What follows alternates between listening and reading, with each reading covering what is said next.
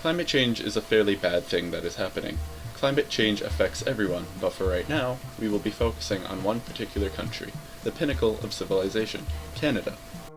Canada is a very large emitter for CO2. In fact, we are in the top 10 for largest CO2 emitters on Earth. In 2014, Canada's total greenhouse emissions were 732 megatons of carbon dioxide. Canada has a lot of different sectors which pollute a lot of CO2. Our transportation sector, which includes trucks and cars and other forms of transport, emitted 171 megatons total. However, our heaviest polluting sector would be the natural gas and conventional oil sector, which both emitted 192 megatons total.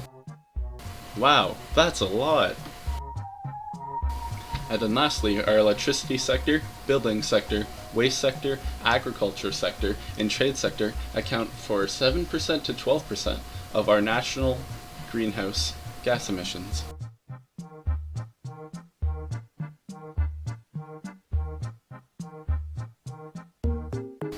Canada has a budget on tackling climate change, which has funded $2.9 billion for 5 years, starting in 2006 to 2007. They plan to start a low-carbon energy fund, which will help to lower carbon emissions. They also plan to take action to reduce emissions from Canada's largest sources, such as transportation and energy. They want to advance science and programming activities to better understand and adapt to the changing climate and invest $56.9 million for 2 years, starting in 2016 to 2017, which will support a transition to a cleaner transportation system. Canada is also doing many things to take an approach on solving climate changes. This includes participating in the UNFCCC, which is the United Nations Framework Convention on Climate Change. By being part of this program, Canada will provide data on greenhouse gas emissions on an annual basis, so we will know how much pollution is being made. They will submit a national communications periodically, reporting on progress in reducing its net greenhouse gas emissions. Canada will also start to enact policies and make measures to address greenhouse gases and cooperate with other nations in adapting to the negative impacts that climate change is causing. Canada will also start to provide financial and technological resources to developing countries. This will help those developing countries continue to expand their industry sector without heavily polluting their countries or the world. Canada will also partake in conducting systematic observations of the climate system and research on climate change and its impacts, and alert other countries of how the climate is changing around them. Canada plans on adapting the way they build their infrastructure. Development of more higher quality building standards for areas where heavier snowfall is expected. They are also stopping any sort of expansion into coastal areas where sea levels are expected to rise. Canada also invests millions of dollars in using a climate change adaptation fund, which will help the country prepare for the devastating effects that could be caused by climate change, as well as funding lots of money into the ecological departments to research where and how climate change is going to strike. Canada has a large list of programs and funding to combat climate change. The Drive Clean program is bent at tackling low MPG cars. What they do is that older vehicles must take an emission test in order to renew their registration and license plates.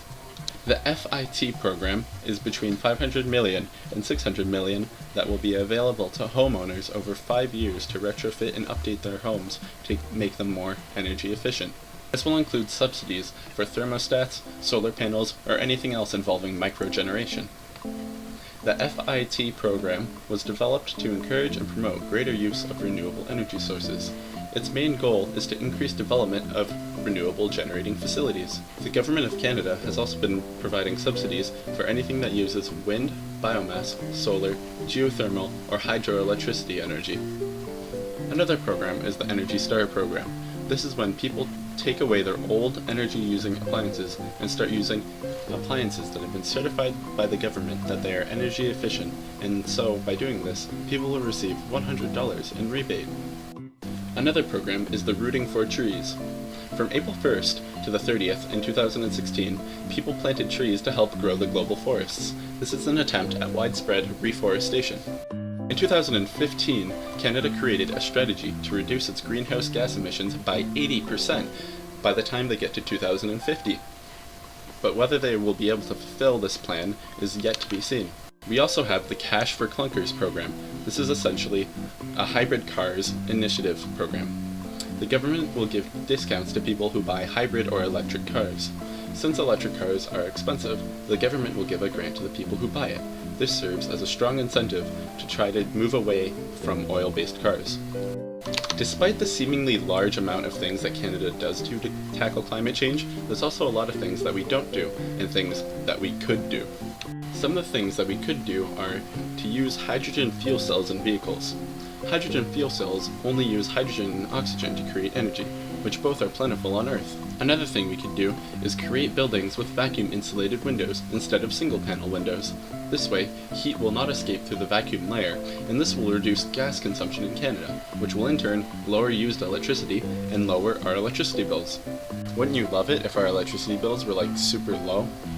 One thing we could do is put in a plan like the California Climate Credit Program, where money will be given to households which can be used to refit the house, such as adding solar panels or making thicker windows or anything that will increase energy efficiency. Canada is also not making very many progresses in replacing its old power plants. Many of the coal and oil power plants we have aren't planned to be replaced anytime in the near future, and the progress on making solar power plants and other renewable energy sources is not very high. Canada could also set carbon budgets. This will limit how much carbon emissions Canada can make in a 5-year period. Another thing Canada could do would be to implement a carbon tax. A carbon tax would be a form of taxation that would target people or industries that heavily pollute. The main targets for the carbon tax would be industries that heavily pollute, such as the process industry. This would be a monetary incentive for heavily polluting industries to move away from such heavily polluting ways. This would encourage them to move towards greener and more happier ways of processing their goods. This also makes a lot more sense than just outright banning CO2.